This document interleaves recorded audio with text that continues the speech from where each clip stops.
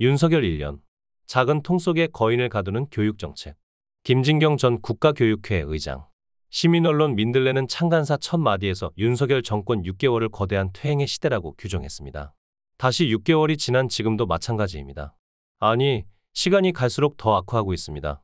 이에 현 상황을 집중 분석하는 윤석열 정부 1년을 말한다. 기획 기사를 8일부터 닷새간 연재합니다. 12일에는 마지막으로 전문가 좌담회가 예정돼 있습니다.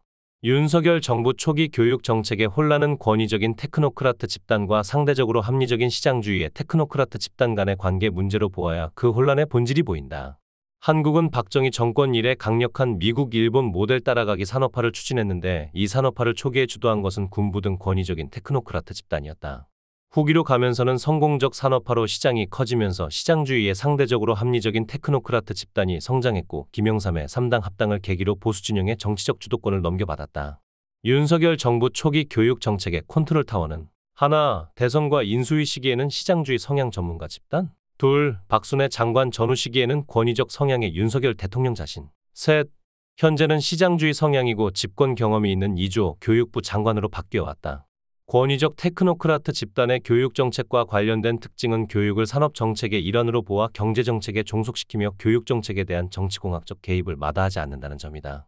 교육의 상대적 독자성과 중립성과 전문성을 주장하며 상대적으로 합리적인 시장주의 전문가 집단과는 결이 좀 다르다.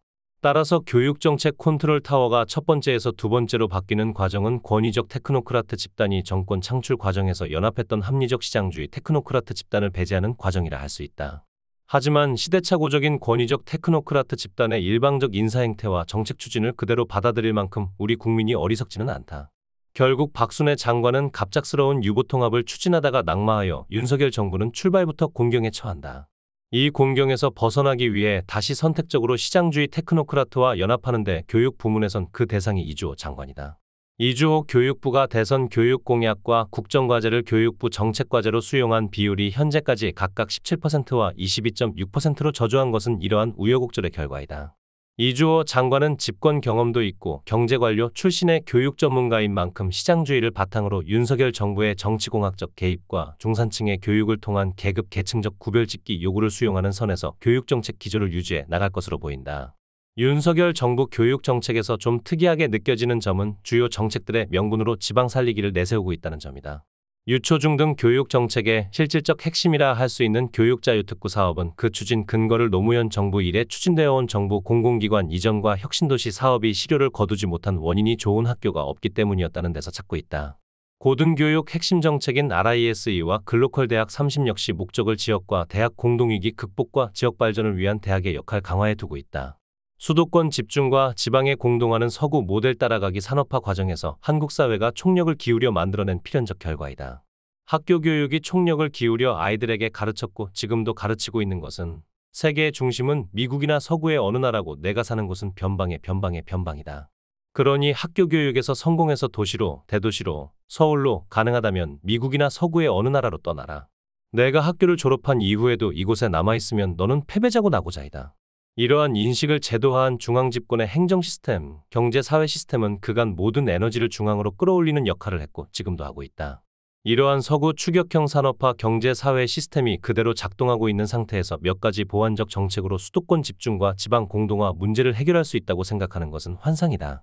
이것이 그간 막대한 예산을 지역 균형 발전 사업에 투입했음에도 불구하고 별 성과를 얻지 못한 이유일 것이다. 수도권 집중과 지방 공동화의 흐름을 바꾸기 위해서는 서구 모델 따라가기 산업화 패러다임 자체를 뒤집는 정책적 발상과 한국 사회 전반을 재구조화하겠다는 수준의 정책적 의지가 필요하다. 문재인 정부 후반기에 제기되었던 메가시티 구상은 그러한 수준의 정책 발상 예라 할 수 있다. 메가시티 구상은 예컨대 부산, 울산, 경남을 초광역 단위로 묶어 수도권에 버금가는 하나의 메가시티로 발전시켜 나간다는 구상이었다. 이렇게 전국을 수도권을 포함하여 4-5개의 메가시티로 발전시켜 나가면 다원적인 지역균형 발전을 이룰 수 있지 않겠냐는 것이다. 윤석열 정부의 기회발전특구와 그 일환으로 제기된 교육자유특구는 일정 지역에 한정하여 대폭 규제를 푸는 특례를 허용함으로써 지역 발전에 기회를 주자는 것인데 이미 전 정부들에서 그리고 일본에서 시행하였으나 별 성과를 거두지 못했던 정책이다. 앞에서 이야기했듯이 그것을 만들어낸 서구 추격형의 중앙집권적 인식과 행정 시스템, 경제 사회 시스템이 엄존하는 상태에서 보완적 정책만으로 수도권 집중과 지방 공동화 흐름을 막을 수는 없었기 때문이다. 특구 정책은 성공 가능성은 희박하지만 국회의원 선거나 자치체장 선거에 써먹기는 좋은 정책이다.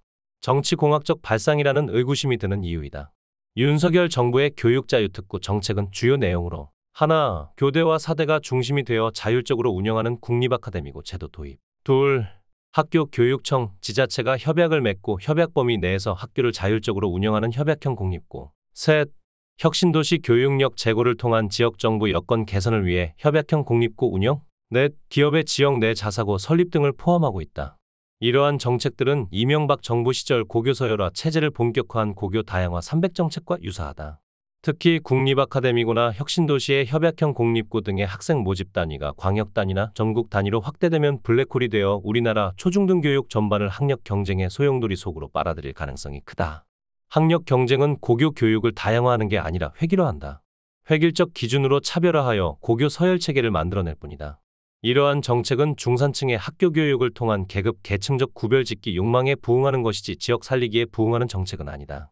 교육자유특구 정책이 진정 지방 살리기를 추구하는 것이라면 일단은 인구 감소로 소멸 위기에 있는 군 단위로 한정하여 시행하고 비슷한 위기를 겪는 지역으로 확대해 가는 것이 좋을 것이다. 이러한 지역은 학교 교육지원청, 지자체를 중심으로 지역 전체가 합심하여 지역의 학교 교육을 살리는 재구조화가 절실하게 요구되고 있다.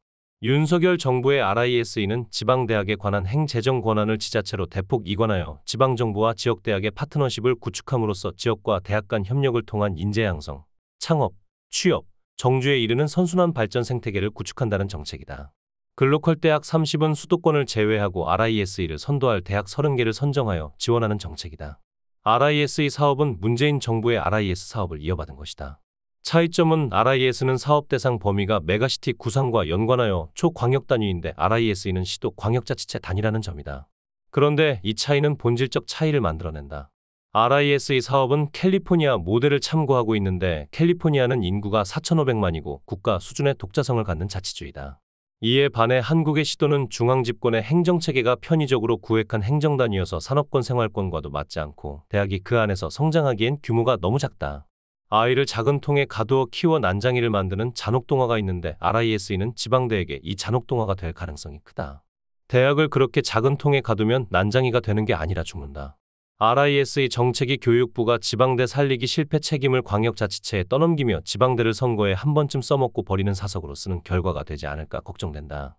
한국 교육은 언제까지 세계의 중심은 미국이나 서구의 어느 나라고 우리가 사는 곳은 변방의 변방이고 그래서 서구 모델을 빨리 쫓아가 변방을 탈출해야 한다는 서구 추격형 산업화 시대의 인식과 시스템에 머물러 있을 것인가? 이것은 조선조 후기 멸망한 지 100년도 넘은 명나라 모델을 고수하며 나라를 몰락시킨 사대부들의 소중화주의와 무엇이 다른가? 이미 다원화된 세계에서 과거의 이론주의에 머물러 그 우상에 집착하는 것은 국가의 몰락을 가져올 뿐이다.